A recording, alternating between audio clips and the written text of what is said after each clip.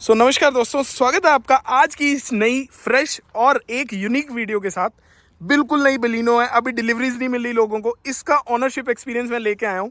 गाड़ी राजस्थान के अंदर ही डिलीवर हुई है और इसके ऑनर भी आज मेरे साथ हैं, जिनके थ्रू मैं आपको इसका ऑनरशिप एक्सपीरियंस बताऊंगा। गाड़ी टॉप मॉडल है, बिल्कुल अल्फा, जो कि इसका मतलब हाईएस्ट आता है लाइनअप में। बहुत सुंदर लगती है साइड प्रोफाइल में। सामने इसकी DRLs जो इन्होंने चेंज की है, एलॉय व्हील्स, प्रोपोर्शनेट तो लगभग उतनी ही लगती है। और टॉप मॉडल है, ग्रीन कलर के ग्लासेस आते हैं, पीछे से कुछ ऐसी लुक है। और ये थोड़ी सी गाड़ी का भी पूछेंगे ऑनर से एक्सपीरियंस क्या है। लाइट का टेल लाइट जो थोड़ी सी क्रैक है।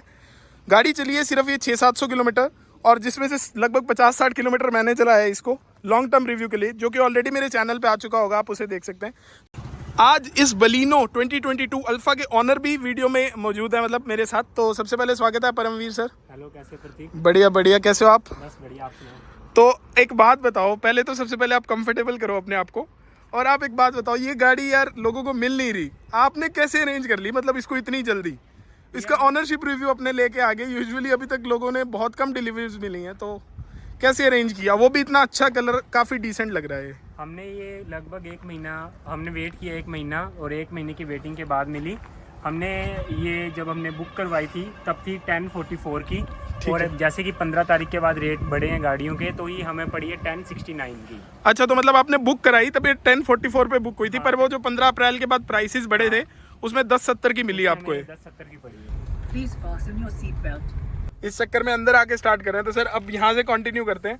ऑनर मेरे साथ है, ऑनर ड्राइव कर रहे हैं। तो भाई ये बताओ कि मतलब ये गाड़ी आपके पास i20 भी है, ठीक है, 2012 मॉडल i20 है, डीजल वाली।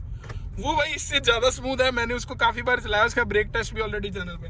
तो आपको उन दोनों के कंपैरिजन में कौन सी गाड़ी अच्छी लगती है? मतलब इसमें क्या पॉजिटिव नेगेटिव लगते हैं? उसका कभी फर्स्ट गियर करना नहीं पड़ता एक बार चलने के बाद। जो डीजल है, हाँ, उसका टॉर्क ज्यादा है। हाँ राइट, इसमें फर्स्ट गियर करना पड़ता है। लेकिन अगर जो पहले वाली बलेनो में प्रॉब्लम थी कि जैसे वो पिकअप नहीं है, हाँ, वो इम्प्रूव है, इसमें थोड़ा इम्प्रूव किया है, ये चीज तो मैं भी मानता हूँ। पुराने वाली तो क्या एकदम रेस दबाओ, कुछ नहीं बोलती थी, वो i20 जितनी इस हिसाब से ही भागती थी। ये देखो, हम बूंदी के रेलवे स्टेशन के बाहर यहाँ पे शूट कर रहे हैं। इतनी गर्मी है भाई, कोई लोकेशन भी नहीं मिल रही। और एसी की परफॉर्मेंस की बताओ, इसका अच्छा लगता है i20 का? गर्मी से ज्यादा ये नहीं है, हाँ, वो पुरानी है, उसमें मानो गैस गूस भी कम हो सकती है। हाँ, सही बात है। उसका कंडेंसर वगैरह में मिट्टी भी हो सकती है। एसी अभी तक अच्छा लगा, बाकी गैस डलवा के फिर बताएंगे हम आपको। बिल्कुल सही बात है। मतलब यार पुरानी गाड़ी होती है ना, तो उसके एसी की सर्विस हो, उसके अकॉर्डिंग बात है। हाँ। तो इसका इनको ज्यादा अच्छा लगा। बाकी स्टीयरिंग वगैरह, जो ड्राइविंग एक्सपीरियंस, लाइट है स्टीयरिंग, उसका लाइट है, वो ज्यादा स्मूथ लगती है ना इससे।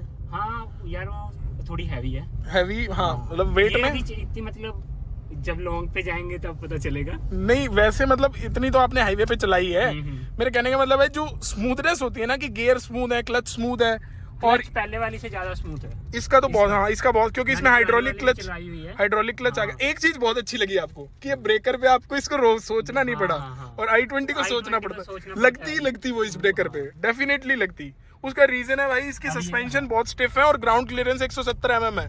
तो भाई बलिनो तो टिकती ही नहीं, 100 में से मुश्किल से 4-5 बार टिकेगी, जहाँ i20 डिजायर वगैरह 10-15 बार टिकती है। उसकी सस्पेंशन जंप कर रहे, हाँ वो सॉफ्ट है ना, तो ठप्पा खा के लग जाती है नीचे। ये ठप्पा ही नहीं खाती है, आपको ही पूरा जर्क वापस। अब बहुत इम्प्रूव, हाँ अब ये तो बात आपकी ठीक है।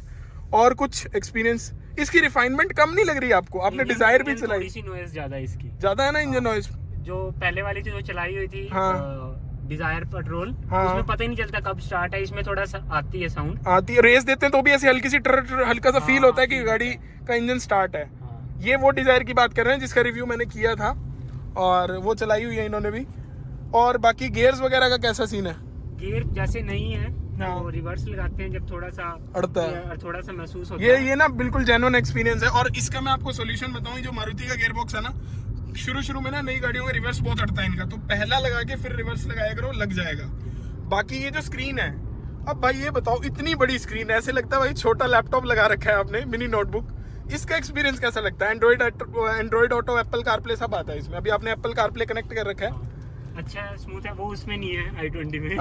i20 पुरानी है, उसमें तो इतनी सी स्क्रीन है, उस टाइम वैसा ही आता था। बट इसका मतलब वैसे आपको टच रिस्पॉन्स, लैग वगैरह कुछ करता है? नहीं। ओके। बाकी इसकी स्टेबिलिटी बताओ। अब जैसे आपने स्टीयरिंग सीधा किया, अभी गाड़ी उस साइड जा रही थी, वो ऐसे इधर उधर नहीं भागती ना i20। चिपक के चलती है ना उसके पीछे कम से ऐसे रेंगती है हाँ, पीछे से ये तो निकलने लग जाती है, स्लाइड करती है भाई। उसका रीजन वेट नहीं है पीछे। और कुछ यूनिक एक्सपीरियंस जो आपका लगा इसके साथ। अच्छा, एक चीज आप बता रहे थे कनेक्टेड कार टेक के बारे में, वो बताओ। मैं अपने इसमें एक्सेल जो अभी तो चाचा का फोन कनेक्ट है, हाँ तो वो भी मैं आपको दिखाऊंगा। अगर मैं इसकी ब्रेक, फास्ट ब्रेक एकदम से अप्लाई करूंगा, उनके पास मैसेज आएगा, और अगर अपने देखना चाहें मैप पे, वो ये भी बता देगा कि कहाँ पे अपने फास्ट ब्रेक अप्लाई की। अच्छा, लोकेशन भी लोकेशन बता देगा, और एक्सेलरेशन, ब्रेक सब कुछ बताता है। मतलब कोई जो सडन एक्टिविटी होती है ना भाई, सडन एक्टिविटी वो बताता है, उसके बारे में सब कुछ बता देता है। बाकी मतलब ये सारी आपने चलाई है। हाँ। तो सिटी में कुछ ऐसा लगता है कि भाई सिटी के विजिबिलिटी वगैरह कैसी लगती है, क्योंकि ये थोड़ी सी कॉम्पैक्ट लगेगी आपको। इसकी सीट हाइट वाइज भी एडजस्ट हो जाती है, तो इससे फिर अपने को बोनट है ना जो थोड़ा सा विजिबल हो जाता है, हाँ, जिससे मतलब बोनेट, हाँ हल्का सा, मतलब बोनेट इनके कहने का मतलब ऊंचा ऊंचा होता है ना, तो पता लगने लग जाता है। बोनेट नहीं दिखता, पता लगने लग जाएगा कि हाँ कहाँ तक होगा हमारा बोनेट। और सबसे बड़ी बात 360 डिग्री कैमरा आता हाँ, है। ये देखो। सिटी में बहुत काम का है। उधर बटन है, उसका बटन यहाँ दिया जाता तो ज्यादा बेटर था ना एक्सेसिबिलिटी के अकॉर्डिंग। अब देखो ये साइड में लेन वॉच कैमरा चल रहा है इसके, हाई स्पीड्स पे नहीं खुलता। ये देखो साइड का लेन कैमरा खुल रहा है, तो इस साइड आपको पता चलेगा कि टायर किस साइड चल रहा है। जैसे ये लेन चेंज करेंगे तो आपको फील आएगी इस चीज की। बाकी चलाने में अच्छी फील आती है इसको। हाँ। ये है कि सिटी में चलाने के लिए इसमें कोई दिक्कत नहीं है ना। और सस्पेंशन आपको किसके अच्छे लगते हैं, मतलब इसके सस्पेंशन के बारे में क्या वर्डिक्ट है? सस्पेंशन इसके वो मतलब उसमें जैसे गाड़ी झूलने लग जाती है, कहीं उखली वगैरह है। हाँ, तो मतलब उनके कहने का मतलब है कि यहाँ पे वो जो लटका होता है ना अपने हाँ। सेंटर में, जो भी अपने भगवान का लटका रखा हो या वैसे नजर बट्टू लगा के रखते हैं, तो वो इधर उधर ही बजने लग जाता है, इधर उधर शीशे पे। इसके थोड़े वो इसके क्या स्टेबल है गाड़ी, हाँ। ऐसे नहीं हिलती है और बिल्कुल परफेक्ट ट्यून्ड है। अब मैं कह सकता हूँ कि बलिनो के सस्पेंशन अच्छे से ट्यून्ड है, जो हम बोलते हैं ना। अभी भी थोड़े बहुत इंप्रूवमेंट्स की कमी है, बट मेजर इंप्रूवमेंट्स जो चाहिए थे ना भाई, वो हो गया सस्पेंशन के मामले में। बाकी इसको रात में चलाया आपने? नहीं, रात में बिल्कुल नहीं निकाली नहीं गाड़ी, नहीं चलेगी इधर। तो हेडलाइट वगैरह का तो आप बता ही नहीं सकते। हाँ, अभी मतलब बाकी एक लास्ट क्वेश्चन कि आप हुंडई चलाते थे, हाँ। ठीक है, तो आप मारुति की तरफ क्यों गए? क्योंकि हुंडई एक प्रीमियम ब्रांड है और उसकी गाड़ियां भी प्रीमियम है, ये चीज आपको भी पता है। हाँ। ये तो ऐसी गाड़ी है, इसको आप चला लो, चाहे इनकी ब्रेजा चला लो, सियाज चला लो, चला के मजा नहीं आता। चला के मजा नहीं, मतलब वो ऐसे, मतलब हाँ ठीक है आपने गाड़ी चलाई है, कोई ऐसी मतलब एक्स्ट्रा ऑर्डिनरी फील नहीं आएगी आपको इसमें, राइट? हमें चाहिए थी माइलेज, और हमारा बजट था 10 साढ़े 10 के। और फीचर्स फुल चाहिए थे। फीचर फुल चाहिए थे, और एक जो होता है ना नई गाड़ी सिटी में, हाँ, वो भी थोड़ा क्या मतलब बिल्कुल सही बात है कि आज अगर कोई पूछता है कि भाई हमें गाड़ी लेनी है, 10 साढ़े 10 लाख का बजट है, माइलेज चाहिए, मेंटेनेंस कम होनी चाहिए और फ्यूचरिस्टिक गाड़ी होनी चाहिए, जो i20 की तो वो सजेशन में सर्विस चार्जेस, सर्विस कॉस्ट होती है, वो लगभग 9,000 के करीब पड़ती है, 10,000 के बाद जो भी होती आप है। डीजल वाली की बता रहे हो? डीजल वाली की, हाँ। हाँ, और पेट्रोल की थोड़ी सी कम पड़ जाती होगी, और इसकी अभी तक तो हुई 3 से 4,000 5,000 में पड़ेगी अगर आप अवेयर कस्टमर हो तो। बाकी वो बनाने वाले तो वहाँ पे बना देते हैं आपको।